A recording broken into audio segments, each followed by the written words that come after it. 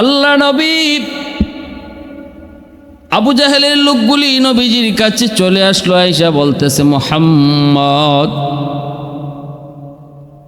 আপনার চাচা আবু জাহেল বিশাল বড় গর্তের ভিতরে পড়ে গেছে, আমরা এখন তারে তুলতে ব্যর্থ, কোনোভাবেই তোলা সম্ভব হচ্ছে না।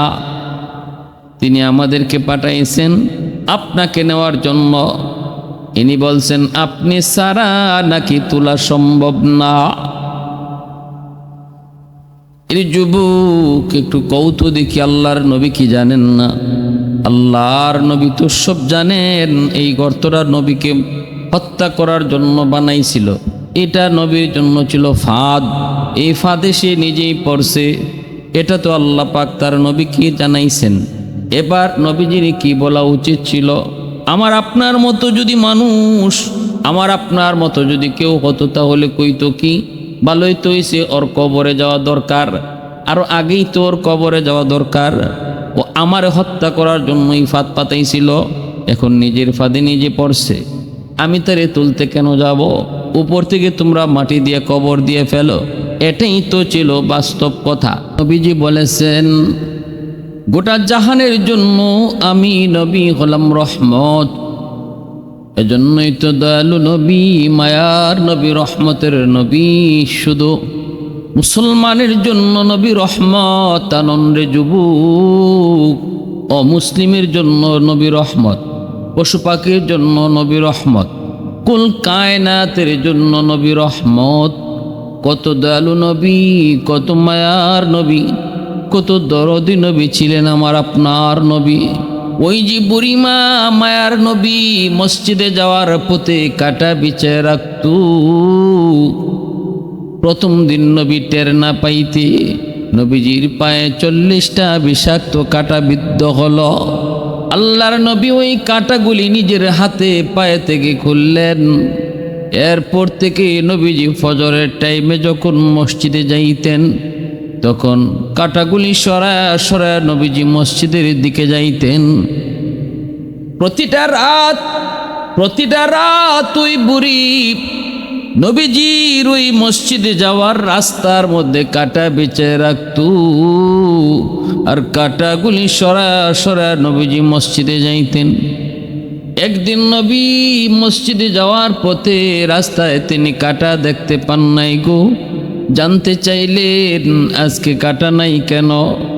মানুষেরা কয় যে মহিলা আপনার রাস্তায় কাটা বিছায় বিছায় আপনাকে রক্তাক্ত করত, যার উদ্দেশ্য ছিল আপনাকে কষ্ট দেওয়া, সেই বুড়ি অসুস্থ বিছানায়, এজন্য রাস্তায় আজকে কাটা নাই। দরদি নবী, আমার আপনার নবী কেমন দরদি নবী!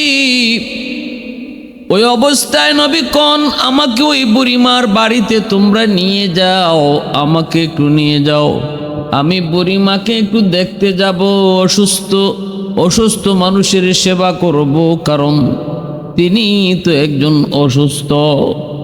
আমরা যদি হইতাম তাহলে বলতাম ও তাড়াতাড়ি মরে না কেন, আজরাইল কি ওরে দেখে না? কিন্তু মায়ার নবী, দরদি নবী, উম্মতের কান্ডারি নবী, একজন অমুসলিম মহিলা যার কারণে নবী কষ্ট পাইতেন, কাটাবিদ্ধ হতো, এমন একজন মহিলা অসুস্থ হওয়ার পর নবী তারে দেখতে তার বাড়িতে গেলেন এবং অসুস্থ হিসাবে তার সেবা করলে। कौनैन मुख्तार खुदा तुमको बनाया, कौनैन मुख्तार खुदा तुमको बनाया, उम्मत का निगाहबान खुदा तुमको बनाया, उम्मत का निगाहबान खुदा तुमको बनाया। मौला मेरा आका मेरा रहमत की नबी है, तजदार मदीना है तुम्हारे अरबी है, अशजार ने देते हैं नबूवत के शहादत, तशकीक कमर में है तो अंगुल की इशारा, तशकीक कमर में है तो अंगुल की इशारा। ওই যে আবু জাহেল নবীজিকে হত্যা করার জন্য নিজের দরজার সামনে বিশাল বড় গর্ত বানায় রাখলো। আবু জাহেল বন্ধুদেরকে পাঠাইল, নিজের লোকদেরকে পাঠাইল, যা যা মুহাম্মদকে যা বল তোমার চাচা আবু জাহেল অসুস্থ। কারণ আমি ভালো করে জানি রে, আমার অসুস্থতার খবর পেলে আমার ভাতিজা আমাকে দেখার জন্য সে দৌড়ে আসবে। কারণ অসুস্থ মানুষ, তার সাথে কোনো ধর্মের সম্পর্ক নাই। আমার ভাতিজার আদর্শ হলো অসুস্থ শুনলে পরে সে যে ধর্মেরই হোক না কেন মুহাম্মদ তারে দেখতে যায়, মুহাম্মদ অসুস্থ মানুষকে দেখতে যায়, ধর্ম তার যাই হোক না কেন। নবীজি আবু জাহেল অসুস্থ এই খবরটা আবু জাহেল তার লোকজন দিয়া নবীর কাছে পাঠাইল। আল্লাহর নবী তখন বলতেছেন, চলেন আমার চাচা যদি অসুস্থ হন আমি দেখতে যাব। নবীজি রওনা দিয়ে দিলেন। এইদিকে আল্লাহর নবী রহমতের নবী তিনি তো জানেন না আবু জাহেল অসুস্থ নয়, বিছানায় অসুস্থ মানুষের বান্দরে পড়ে আছে। দরজার সামনে বিশাল বড় গর্ত, ওই গর্তের উপর দিয়ে সে এমনভাবে চাদরে বিছায়া রাখছে যেন বুঝেই না যায় এখানে যে বিশাল বড় একটা ফাঁদ পাতা হয়েছে। এত বড় বিশাল ফাঁদ পেতে বসে রইল আবু জাহেল।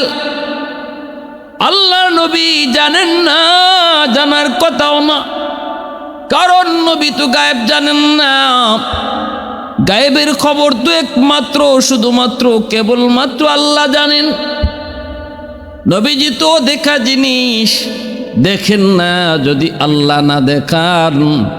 এজন্য আল্লাহর নবী তিনি কিছুই জানেন না। নবীজি সাদা দিলে সাদা মনে বের হয়েছেন আবু জাহেলকে দেখার জন্য। এইদিকে আল্লাহ পাক রব্বুল আলামিন জিব্রাইল আমিনকে কয়, জিব্রাইল দ্রুত করে বন্ধুর কাছে যাও, আমার বন্ধু তো জানে না বিদায় যাইতেছে, আমি আল্লাহ তো জানি। আবু জাহেল আমার বন্ধুর ক্ষতি করতে চায়, গর্ত বানায়া ফাঁদ বানায় রাখছে, ফাঁদে ফালায়া আমার বন্ধুর ক্ষতি করতে চায়। আমি তো আমার বন্ধুর দুস্থ, আমি তো আমার দুস্থের ক্ষতি কখনো মেনে নিতে পারবো না। দুস্থ দুস্থের জন্য জীবন দেয়, চোখের সামনে দুস্থের ক্ষতি কখনো মেনে নিতে পারে না। কারণ আল্লাহ নিজেই তো আমার আপনার নবীকে নিজের দুস্থ বলেছেন। এজন্যই আল্লাহ কয়, হাবিব বডিগার্ড তোমার লাগবে না, দিনেও লাগবে না, রাতেও লাগবে না, সামনেও লাগবে না, পিছনেও লাগবে না, পিছনের দিক দিয়েও তোমার কোনো বডিগার্ড লাগবে না। পিছনেও আমি আল্লাহ হলাম তোমার পাহারাদার, ডান দিকেও আমি আল্লাহ তোমার পাহারাদার, বামেও আমি আল্লাহ তোমার পাহারাদার, সামনেও আমি আল্লাহ তোমার পাহারাদার। আল্লাহু ইয়াসিমুকা মিনান নাস। আল্লাহ পাক রব্বুল আলামিন কয়, বন্ধু সাহাবীদের দ্বারাও তোমার কোনো পাহারা লাগবে না, কারো কোনো পাহারার প্রয়োজন নাই, পাহারা বসাইলাম আমি আল্লাহ। এজন্য আল্লাহ পাক কয়, আমার চোখের সামনে আমার বন্ধুর ক্ষতি হবে কখনো আমি আল্লাহ সেটাও মানতে পারি না। জিব্রাইল তাড়াতাড়ি যাও, বন্ধুকে যায় বলো আর যেন সামনে কদম না দেয়। কারণ আবু জাহেল গর্ত বানিয়ে রাখছে, এই গর্ত তো গর্ত নয়, এটা হলো বন্ধুর জন্য ফাঁদ। যায় বলো বন্ধু যেন রিটার্ন ব্যাক করে। জিব্রাইল কানে কানে আয়েশা নবীকে কি যেন বলে দিলেন, কেউ দেখলো না। আবু জাহেলের লোকগুলা কিছুই টের পেল না। নবীজি তো তিনি আল্লাহর পক্ষ থেকে খবর পেয়ে গেছেন। সাথে সাথে আল্লাহর নবী তিনি আর সামনে না বাড়াইয়া পিছন দিকে তিনি রিটার্ন ব্যাক করলেন। আবু জাহেলের লোকগুলি কয়, মুহাম্মদ তুমি কি সামনে যাবা না কই যাও? নবী কয়, আমি আর সামনে যাব না, চলে যাচ্ছি বাড়িতে। আবু জাহেলের লোকগুলা দৌড়াইয়া আবু জাহেলের কাছে চলে আসলো। আয়েশা বলতেছেন, নেতা আর ভান ধরা লাগবে না, তাড়াতাড়ি উঠে যাও, মুহাম্মদ আসে নাই। কে যেন কি বলল, এতক্ষণ পর্যন্ত ভালোই ছিল, হঠাৎ করে বলতেছে আমি আর সামনে যাব না, আর কিছু আগাইলেই হয়তো তোমার ফাঁদে পড়ে যেত। নেতা তাড়াতাড়ি উঠো। এই কথা বলতেই আবু জাহেল লাফ দিয়া বিছানা থেকে উঠছে। উইটেই ভাতিজা কয়া দৌড় দিছে, ভাতিজা রে ভাতিজা, এই খবর আল্লাহ পাক রব্বুল আলামিন যেই ফাঁদটা নবীর জন্য পাতাইছিল, এই ফাঁদেই আল্লাহ পাক আবু জাহেলকে ফালাইলেন। ভাতিজা কয়ে দৌড় দিতেই তার হুঁশ নাই, নিজেই ওই গর্তের ভিতরে পড়ে গেল। এবার আল্লাহ পাক রব্বুল আলামিন কয়, এই গর্ত তোর ভিতরে কে পড়ছে? কয়, মালিক তোমার দুশ্মন, তোমার বন্ধুর দুশ্মন। আল্লাহ পাক কয়, তাহলে তুই গর্ত আরো বেশি করে গভীর হয়ে যা, যেন এত সহজে দুশ্মন বের হতে না পারে। মুহূর্তের ভিতরেই বিশাল বড় গর্ত হয়ে গেল। আবু জাহেল টের পেয়ে গেছে ঘটনা কি, আমি শুধু নিচে যাই, ঘটনা কি? এত বিশাল গভীর গর্ত তো আমি বানাই নাই, তাহলে আমি কই যাই? আবু জাহেল কয়, তাড়াতাড়ি তোরা আমারে তুল। উপর থেকে হাত বাড়ায়, লাগাল পায় না, রশি ফালায়, লাগাল পায় না। কয়, মই লাগাও, মই লাগায় না, লাগাল পায় না। আবু জাহেল নিচ থেকে আওয়াজ দিয়া কয়, আমি তো এত বড় বিশাল গভীর কোনো গর্ত বানাই নাই রে, আমার বুঝ হয়ে গেছে গন্ডগোল কোন জায়গায়। আমি আগুন লাগাইছি আসমানে, তোরা পানি দে জমিনে, জীবনে কোনোদিনই আগুন নিববে না। তাড়াতাড়ি করে ভাতিজা মুহাম্মদের কাছে যাও, মুহাম্মদের কাছে যাও, যায় কও তোমার চাচা এক বিশাল গর্তের ভিতরে পড়ে গেছে, তুমি যে না উঠাইলে সে নাকি উঠতে পারবে না। কারণ আমি জানি আজ যদি আমাকে গর্ত থেকে তুলতে হয়, আমার ভাতিজা মুহাম্মদ ছাড়া সম্ভব নয়। কতটা বিশ্বাস ছিল, কতটা আল্লাহর নবীকে সঠিক জানতো, নবী সত্যবাদী নবী। এই কথার আবু জাহেল কতটা বুঝতো, জানতো, এরপরও মানত না। কারণ তার নেতৃত্ব চলে যাবে, বাহাদুরি চলে যাবে, নেতাগিরি চলে যাবে। শুধু এক কারণে, আবু জাহেল বলতো মুহাম্মদ সত্য। আখনাস বিন শুরাইক তার বন্ধু বলছে, দোস্ত তাহলে মানো না কেন? কয়, মানি না তো, মুহাম্মদকে যদি নবী মানি তাহলে তো সবাই তার কাছে যাবে, আমারও তার কাছেই যাওয়া লাগবে, আমার কাছে আর মানুষ মামলা মুকদ্দমা নিয়ে আসবে না, নেতাগিরি সব মুহাম্মদের কাছে চলে যাবে। নাউজুবিল্লাহ।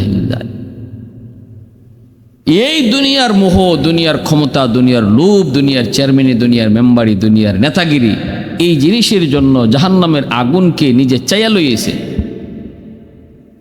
আমি এই চেয়ার পাওয়ার জন্য যদি জাহান্নামের আগুনে জ্বলতে হয় রাজি, এই চেয়ার পাওয়ার জন্য যদি মানুষ খুন করতে হয় রাজি, এই চেয়ার পাওয়ার জন্য যদি কোনো সত্য জিনিসকে মিথ্যা বলতে হয় রাজি, এই চেয়ার পাওয়ার জন্য যদি কোনো মিথ্যা জিনিসকে সত্য বলতে হয় তাও রাজি।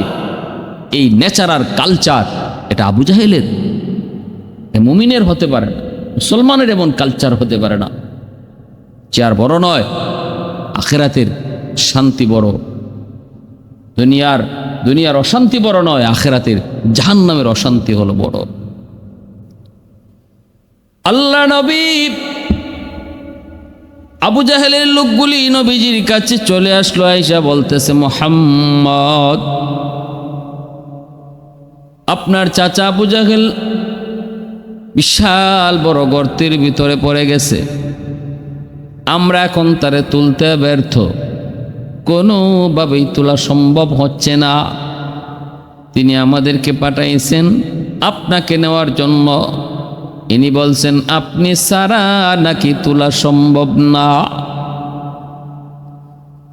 এই যুবক একটু কৌতূহলী দেখি, আল্লাহর নবী কি জানেন না? আল্লাহর নবী তো সব জানেন এই গর্তটা নবীকে হত্যা করার জন্য বানাইছিল। এটা নবীর জন্য ছিল ফাঁদ। এই ফাঁদে সে নিজেই পড়ছে। এটা তো আল্লাহ পাক তার নবীকে জানাইছেন। এবার নবীজির কি বলা উচিত ছিল? আমার আপনার মতো যদি মানুষ, আমার আপনার মতো যদি কেউ হতো তাহলে কইতো কি, ভালোই তো হইছে, ওর কবরে যাওয়া দরকার, আরো আগেই তো ওর কবরে যাওয়া দরকার। ও আমার হত্যা করার জন্যই ফাঁদ পাতাইছিল, এখন নিজের ফাঁদে নিজে পড়ছে।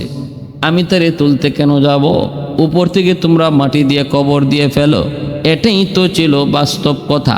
কিন্তু নবী তা কন্যাই, আল্লাহ নবী তা বলেন নাই রে যুবক, কারণ তিনি তো দয়ার নবী, খুলুকে আযীমের অধিকারী নবী। আল্লাহ কয় ওয়া ইন্নাকা লাআলা খুলুকিন আযীম, আমি আমার বন্ধুকে নিশ্চয়ই খুলুকে আযীমের অধিকারী করেছি। খুলুকে আযীম বলা হয় নবীর সাথে খারাপ ব্যবহার করবে, অথচ নবীজি খারাপ দিয়া বদলা দিবেন না, বরং খারাপের বদলা তিনি সুন্দর দিয়া দিবেন। এই আখলাকটার নাম হলো খুলুকে আযীম। আল্লাহ নবী কই চলো, আমাকে নিয়ে চলো, আমি আমার চাচাকে সাহায্য করব। বিন্দু পরিমাণ নবীজি মন খারাপ করেন নাই, মন্দ কথা বলেন নাই। আল্লাহ নবী বলেন চলো, আমাকে নিয়ে চলো। নবীজি রওনা দিয়া দিলেন। নবীজি কাছাকাছি আসলেন, আইসে নবী ডাক দিয়া বলতেছেন, চাচা গো কেমন আছেন? আবু জাহেল গর্তের ভিতর থেকে ডাক দিয়া কয়, ভাতিজারে কেমন আছে তো দেখতো সই। নবীজি বলতেছে, চাচা আমারে কেন আনলেন? আমি কি উপকার করতে পারি? আবু জাহেল কয়, ভাতিজা মুহাম্মদ বিশ্বাস কর বাবা, আমার বুঝ হয়ে গেছে সব কিছু তোমার আল্লাহ তোমারে জানাইয়া দিছে। এই গর্তটা আমি তোমার জন্য বানাইছিলাম, এটা তোমার জন্য আমি ফাঁদ পাচ্ছিলাম, এটা তুমি ভালো করে জানছো, এটা আমার বুঝ হয়ে গেছে। কিন্তু বাবা বিশ্বাস কর, এত গভীর করি নাই আমি, গর্ত এত গভীর করি নাই, কিন্তু নিজে পড়ার পরে এই গর্ত অটো অটো সেটা গভীর হয়ে গেছে। এখন তো ওরা আমাকে কোনোভাবেই তুলতে পারে না, মুই দিয়া লাগাল পায় না, রশি দিয়েও লাগাল পায় না। আমি বুঝে গেছি বাবা, এটা দুনিয়ার কোনো আগুন না যে পানি দিয়ে নিবানো যাবে, এটা আসমানের আগুন, এ আগুন নিবানো সম্ভব না তুমি ছাড়া, এজন্য আমি তোমার সাহায্য চেয়েছি। আল্লাহর নবী তখন বলতেছে, চাচা গো 4000 বার আপনার কাছে কালেমার দাওয়াত নিয়ে এসেছি, মাথায় আঘাত করে রক্ত জড়াইছো, এরপর আমি দাওয়াত নিয়ে আসা বন্ধ করি নাই। এখনো আমি সেই বুক ভরা আশা নিয়ে তোমাকে দাওয়াত দিতেছি চাচা। এতটুকু যদি বুঝলা, বাকিটা বুঝো না কেন?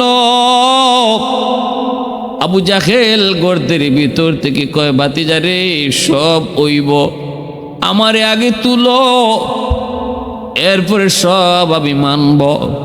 আল্লাহ নবী বলতেছে, চাচা ওয়াদা করেন, উঠলে পরে কালেমা পরে মুসলমান হবেন? কয় ওয়াদা করলাম। নবীজি রহমতের হাত যেই মাত্র গর্তের দিকে বাড়ায় দিছেন, আল্লাহ পাক রব্বুল আলামিন কয়, রে গর্ত এবার তাকায় দেখ, আমার বন্ধুর রহমতি হাত চলে এসেছে। আর আবু জাহেলকে নিচে রাখবি না, উপরে উঠায় দে।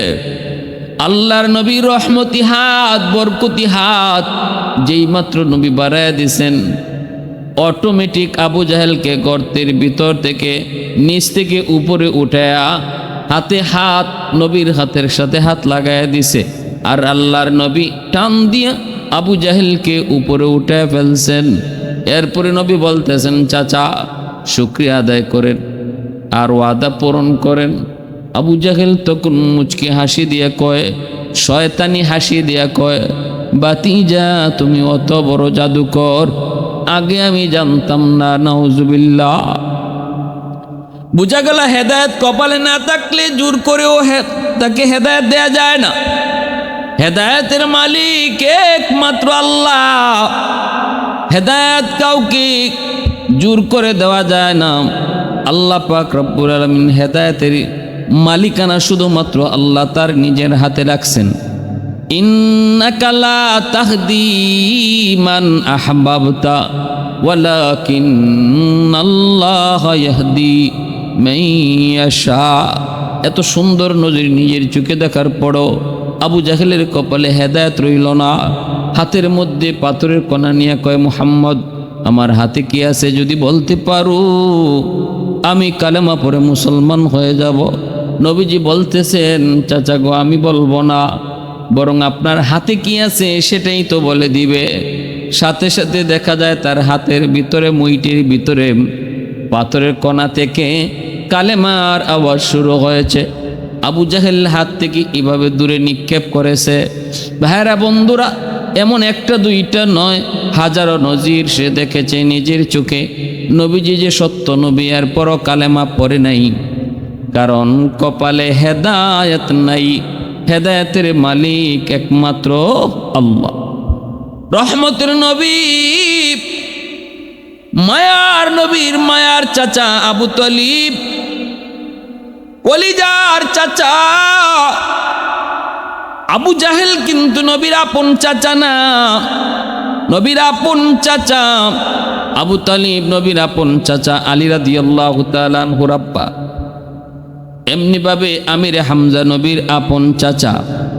হযরত আব্বাস রাদিয়াল্লাহু তাআলা আনহু নবীজির আপন চাচা। নবীজির আপন চাচাদের মধ্যে একজন হলেন আবু তালিব, যে আবু তালিব নবীকে খুব মায়া করতেন। নবীজি একের পর এক, বাবা মারা গেলেন জন্মের আগে, মা মারা গেলেন 6 বৎসর বয়সে। লালন পালনের জিম্মাদারি আসলো দাদার কাঁধে। দাদা মারা গেলেন 8 বৎসর বয়সে। এরপরই নবীজির লালন পালনের দায়িত্ব আসলো চাচার কাঁধে। ওই চাচার নাম হলো আবু তালিব, মক্কার বড় লিডার, মক্কার নেতা। কিন্তু নবীজির মায়ার নবী, আমার আপনার নবীকে এত মায়া এত আদর করতেন আবু তালিব। আল্লাহর নবী, রহমতের নবী, দয়ার নবীকে আবু তালিব এত মায়া করতেন। ঈমান যদিও আনতেন না, যদিও নবীজির ধর্ম গ্রহণ করেন নাই, কিন্তু নবীর গায়ে কেউ ফুলের ছিটা দিবে এটা আবু তালিব কখনো বরদাস্ত করেন নাই। মক্কার লিডারদেরকে, কাফেরদেরকে জানায় দিত আবু তালিব, আমি মুহাম্মদের ধর্ম গ্রহণ করি নাই, কিন্তু তোরা ভালো করে মনে রাখবি মুহাম্মদ আমার ভাতিজা, এটা আমার রক্ত। অতএব মুহাম্মদের দিকে চোখ তোলার সাহস তোরা কেউ করবি না।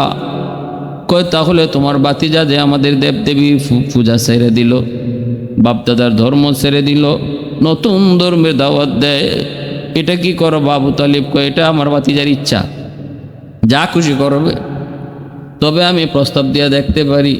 দিছেও, কিন্তু নবী কয় মানি না। আবু তালিব কয় না মানলে নাই, আমার ভাতিজাই ঠিক, সাবধান, আমার ভাতিজার দিকে তোরা কেউ চোখ তুলবি না। এজন্য আবু তালিব যতদিন ছিলেন আমার নবীর গায়ে কেউ হাত তোলার সাহস করে নাই।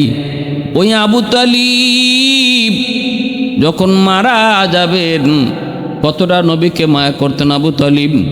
আল্লাহর নবী সব পরিবারে যখন বেদিন বেঈমান আরবের কাফির কুফফাররা নবীকে যখন অবরুদ্ধ করে রাখলো প্রায় 2-2.5 বৎসর, 2.5 বৎসরের মতো শিয়াবে আবু তালিবের ভিতরে নবীরে জেলখানায় আবদ্ধ করে রাখলো। নবী শুধু একা নন, নবী পরিবারের নারী শিশু সহ সবাইকে অবরোধ করলো। আবু তালিবকেও তারা অবরোধ করে রাখলো। কেন? কারণ আবু তালিব যদিও মুসলমান না, কিন্তু নবীকে শেল্টার দেন, নবীকে তিনি শেল্টার দেন, সাহায্য করেন। আবু তালিবের কারণে তারা নবীর কোনো ক্ষতি করতে পারে না। এজন্য নবীর গোটা পরিবারটাকেই ওরা একটা জায়গার মধ্যে আবদ্ধ করে ফেলল। বাহির থেকে পানি দেওয়া, খানা দেওয়া সব কিছু বন্ধ করে দেয়।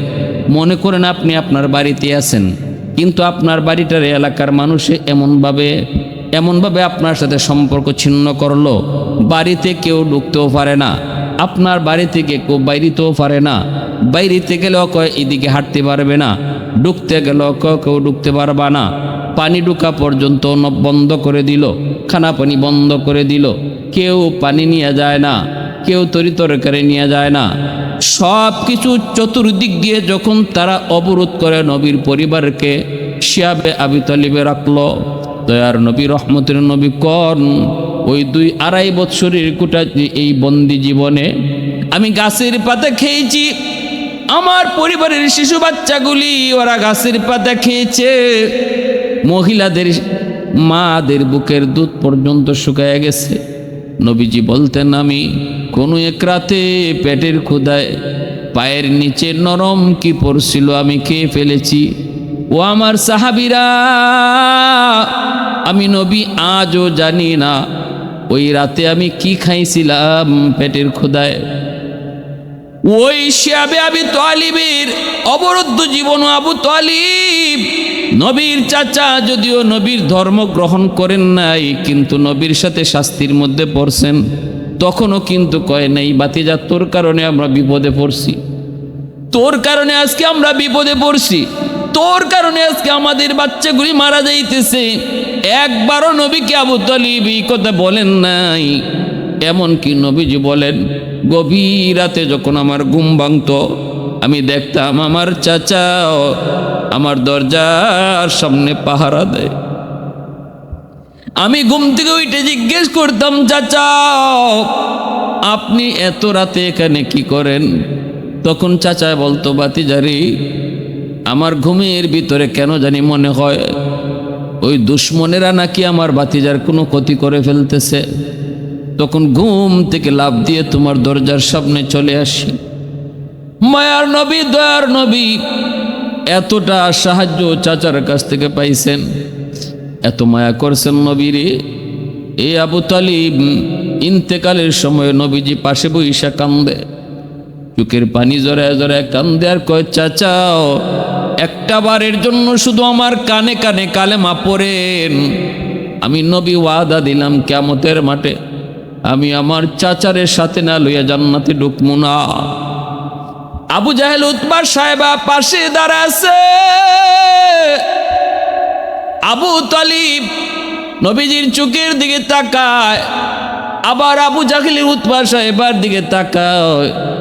আবু তালিব বলতেছেন, বাতিজারে আমি জানি তুমি সত্য, তোমার ধর্ম সত্য, কিন্তু এরপরও মৌতের সময় আমি মানতে পারলাম না, কারণ এই বেঈমানরা ওরা বলবে, মক্কারে কাফির মক্কারে লিডারগুলা বলবে আমি কাপুরুষ, জীবনভর আমি বাপদাদার ধর্ম মানলাম, মরার সময় তোমার ডরে আমি মরার সময় ডরাইয়া আমি বাপদাদা ধর্ম ছেড়ে দিছি।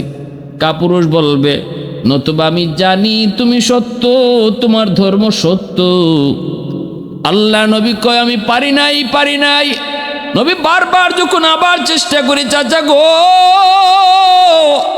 বলেন, এরপরে যখন আবু তালিব বলে না, বরং এই অবস্থায় মারা গেছেন। নবীজি কষ্ট পায়া চোখ দিয়া পানি জড়ান, পারলাম না আমার চাচারে কালেমা পড়াইতে। তখনই আল্লাহ আয়াত নাদিল করে জানায়, বন্ধু তুমি যারে ভালোবাসো তারই তুমি হেদায়েত দিবা এমনটা মনে কইরো না, বরং হেদায়েতের জিম্মাদার আমি আল্লাহ। আমি যারে ভালোবাসবো, আমি যারে চাইবো তারই শুধু আমি হেদায়েত দেব, আর কেউ কাউকে হেদায়েত দেওয়ার মালিক না। ইন্নাকা লা তাহদি মান আহবাবতা ওয়ালাকিন্নাল্লাহা ইয়াহদি মান ইয়াশা। ভাইরা বন্ধুরা, জন্য বলতেছিলাম আবু জাহেলের কপালও হেদায়েত নাই। নবীজির সাথে ওয়াদা করল, গর্ত থেকে নবীজি উঠাইলেন, এরপরও নবীর সাথে ওয়াদা ভঙ্গ করল। একবার দুইবার নয়, এমন শতবার ওয়াদা ভঙ্গ করে আবু জাহেল। আর আবু তালিব এইভাবেই ঈমান নাই না মরার কারণে। নবী কয়, আমার চাচা আবু তালিব রে আল্লাহ জাহান্নামের সবচেয়ে হালকা শাস্তিটা দিব। এক জোড়া জুতা পরাইব, জাহান্নামের জুতা। আবু তালিবকে আল্লাহ জাহান্নামের জুতা পরাইব, আর ওই জাহান্নামের জুতার আগুনের তেজে মাথার মগজটা বাতেরে ফেনার মতো টকবক টকবক করব। কেন শুধু জুতা পরাইব?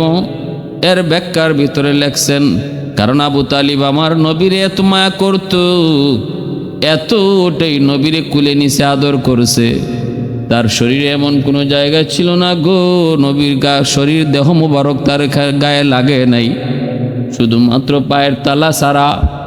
নবীর পায়ের, আবু তালিবের পায়ের তালায় নবীর ছোঁয়া বা স্পর্শ লাগে নাই, এজন্য ওই জায়গাটাই শুধু জাহান্নামের আগুনে ধরতে পারবে। ভাইয়েরা বন্ধুরা, জন্য বলতেছিলাম, এত দয়ালু নবী, এত মায়ের নবী, বেদিন বেঈমানদের জন্য আমার আপনার নবী রহমত। এজন্য আল্লাহ পাক কোথাও আল্লাহ কথা কয় নাই আমার বন্ধু শুধু মুমিন মুসলমানের জন্য রহমত। আল্লাহ বলেছে, আমি যেমন রাব্বুল আলামিন, আমার বন্ধু ও রাহমাতুল লিল আলামিন। আমি যেমন মুমিন ইমানদারের রব, আমি যেমন বেদিন বেঈমানের রব, আমি যেমন মানুষের রব, আমি যে তেমন ভাবে হাইওয়ানাতের রব, কুল কায়নাতের যেমন ভাবে আমি রব। আল্লাহ পাক কয়, বন্ধু তুমিও এমন রহমত। তুমি শুধু মুমিন মুসলমানের জন্য রহমত নও, তুমিও বেদিন বেঈমানের জন্য রহমত, পশু পাখি হাইওয়ানাতের জন্য রহমত।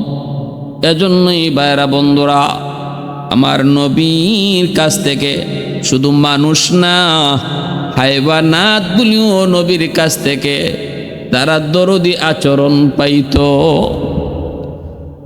উঠে ডাক দেয়া কই, নবী গো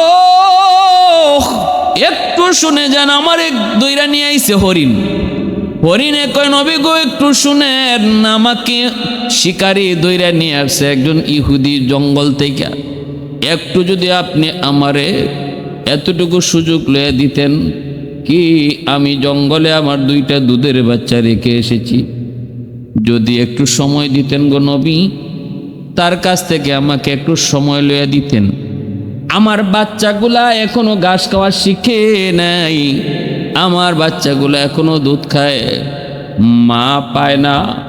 আজকে 1 দিন 2 দিন হয়ে গেল, বাচ্চাগুলা হয়তো জঙ্গলে মা মা কয়ে কাঁদতেছে, একটু যদি তার কাছ থেকে সময় নিয়ে দিতেন নবী গো, আমি দৌড় দিয়া জঙ্গলে যাইতাম, যে আমার 2টা বাচ্চারে খাওয়াইয়া দুধ খাওয়াইয়া আমি দ্রুত আবার চলে আসতাম। আমার নবীর সাথে কথা কয় হরিণ, ওই হরিণী মা হরিণ নবীর সাথে কথা কয়। খুতুবাতে হাকিমুল ইসলামের ভিতরে আল্লামা কারি তৈয়ব সাহেব রাহিমাহুল্লাহ তিনি সুন্দর করে ঘটনাটা উপস্থাপন করেছেন। আল্লাহর নবী, রহমতের নবী, ইহুদিকে ডাক দিয়াই না বলতেছেন, বাইরে হরিণীটা আমার কাছে এই অভিযোগ করেছে, এই আবদারটা করেছে, একটু সময় দিবানি, সুযোগ দিবানি। ইহুদি কয়, মোহাম্মদ তোমার কি মাথা গেল নাকি? জঙ্গলে হরিণ সারলে পরে আবার ফিরত আয় কেমনে? নবীকে ওয়াদা দিছে আমার সাথে ফিরত আসবেই। ইহুদি কয় আসবে না, নবী কয় আসবে। এইবার ইহুদি কয় যদি না আসে, আল্লাহ নবী কয় আমাকে রশি দিয়ে বেঁধে রাখো, অথবা আমাকে তুমি যেভাবে খুশি আটকায় রাখো, যদি হরিণী না আসে তখন হরিণের জায়গায় আমারে তুমি যা খুশি করবা। ইহুদি কয় তাহলে ঠিক আছে, আমি এই প্রস্তাবে রাজি আছি। আল্লাহ নবী এই কথা কইয়া নবীকে আটকায় রাখলো, আর হরিণীকে ছেড়ে দেওয়া হলো। নবীজি জামিন হলেন হরিণীর জন্য। দৌড়ে জঙ্গলে যায় ডাক শুরু করেছে, কই রে বাবারা, দ্রুত বাচ্চাগুলির দুধ খাওয়ায়। বাচ্চাগুলি মা পায়া কান্দে, বা মা কইছিলা বাচ্চারা কয় মারে লম্বা কথা কইও না, তাড়াতাড়ি করে দুধ খাও। একটু পরেই দেখা যায় ইহুদি ছায়া দেখে গেছে হরিণ একটা, এখন আইতেছে 3টা, সাথে আরো 2টা বাচ্চা সহ। আল্লাহ নবীর কাছে আসলো, ইহুদি অবাক, ছেড়ে দেওয়া হরিণ একা হওয়ার কথা না, না আরো 2 বাচ্চার সাথে লয়ে আইতেছে। আল্লাহ নবীর কাছে আইসা ইহুদির সামনে হরিণীটা নবীর মুখের দিকে ছায়া শুরু করেছে কথা কওয়া। হাইওয়ানের কথা কেউ বুঝে না, কিন্তু আল্লাহ পাক হরিণীর কথাটা তার হাবিবরে বুঝাইতেছে। হরিণী ডাক দেয়া কয়, নবী গো, আমার বাচ্চাগুলি আমার দুধে মুখ লাগায় না। কই মা কি হয়েছে কও। আমি ঘটনা খুলে কোয়ার পর আমার বাচ্চাগুলা কইতেছে, নবী মা গো, যে দরদে নবী আমাদের জন্য নিজে জামিন হইয়া ইহুদির কাছে রশি হাতে রশি লাগাইয়া বৈশা রইছে, দাঁড়ায় রইছে, ওই দরদি নবীর এক নজর না দেখা আমরা তোমার উলানে মুখ লাগাবো না। আর যদি কোরবানি করতে হয় তোমার একা কেন, আমাদেরকে আর সহ কোরবানি দিবে। এজন্য নবী গো, আমার বাচ্চাগুলি আপনারে দেখার জন্য চলে এসেছে এবং জীবন দিতে, শুধু আমি মার সাথে একা না, তারাও জীবন দিতে রাজি। আল্লাহ নবী কথাগুলা যখন ইহুদির শুনাইলেন, ইহুদি কয়, বাচ্চাগুলা কেন আইলো? নবীজি কয়, বাচ্চাগুলা আইছে আমাকে দেখার জন্য। ইহুদি তাকা দেখে হরিণীর বাচ্চাগুলা মায়ের নবীর নুরানি চেহারার দিকে চায় কাঁদতেছে। আল্লাহর নবীর সাথে এই আচরণ দেখা মাত্র ইহুদি ডাক দেয়া কয়, মুহাম্মদ, এত বড় নালায়েক হইলাম, এত বড় অদম হইলাম, জঙ্গলের হরিণে চিনল কিন্তু আমি মানুষ হইয়া তোমারে চিনলাম না। ঠিক আছে, এই মুহূর্তে আর কোরবানি না, আমি হরিণকে স্বাধীন করে দিলাম, আর আমিও তোমারে চিনলাম, দেরি করতে রাজি না। এই মুহূর্তে কালেমা পরে মুসলমান বানায় দাও। সাথে সাথে নবীর হাতে হাত রেখে কালেমা পরে মুসলমান হয়ে গেল। तकबीर में कलमा में नमाजों में अज़ा में, तकबीर में कलमा में नमाजों में अज़ा में, है नाम इलाही से मिला नाम मोहम्मद, है नाम इलाही से मिला नाम मोहम्मद। फरमाते हैं आदम को मुझे खुल्द तुरी में, लकहा हुआ तू बाब मिला नाम मोहम्मद। महबूब ने कहा सल्ले अला नाम मोहम्मद, आकों की जिया दिल की जिला नाम मोहम्मद, आकों की जिया दिल की जिला नाम मोहम्मद। এজন্য বলছিলাম নবীর কত বড় রহমত, শুধু মুসলমান মুমিনের জন্য না, গোটা কায়নাতের জন্য হলেন নবী রহমত। এজন্য আল্লাহ কয়, লাকাদ মান্নাল্লাহু আলাল মুমিনিন ইয বাআসা ফীহিম রাসূলাম মিনহুম। আমার নবীরে তাদের মাঝে পাঠানোটা তাদের পাওয়া সবচেয়ে বড় নিয়ামত।